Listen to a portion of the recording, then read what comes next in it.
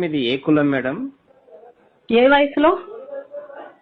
అంటే వయసుని బట్టి కులం ఉంటుందా మేడం? ఉంటుంది. బాల్యంలో బాలకులం, యవ్వనంలో యువకులం, వృద్ధాప్యంలో పాండీకులం, రాలిపోయే వయసులో ఎండుటాకులం. మేడం అది కాదండి, మామూలుగా మీది ఏ కులం? ఎవరు లేకుంటే ఏకాకులం, ప్రేమలో ఉన్నప్పుడు ప్రేమికులం, పెళ్ళయ్యాక సంసారికులం, కానప్పుడు బ్రహ్మచారికులం. అది కాదండి మేడం, కమ్మ కాపు లాంటి మీది ఏ కులము? ధనముంటే ధనికులం, లేకుంటే బీదకులం, దేవుణ్ణి నమ్మితే ఆస్తికులం, నమ్ముకుంటే నాస్తికులం. మీకు అసలు కులం లేదా? ఎందుకు లేదు?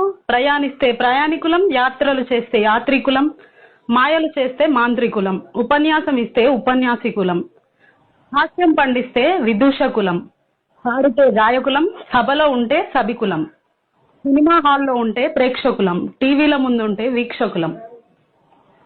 మేడం మీరు ఎక్కడ చదివారు? చదివింది గురుకులం, అభ్యసించేది అభ్యాసకులం, బోధిస్తే బోధకులం, వృత్తిరీత్యా అధ్యాపకులం, పత్రికల పాఠకులం, నేర్పించే శిక్షకులం.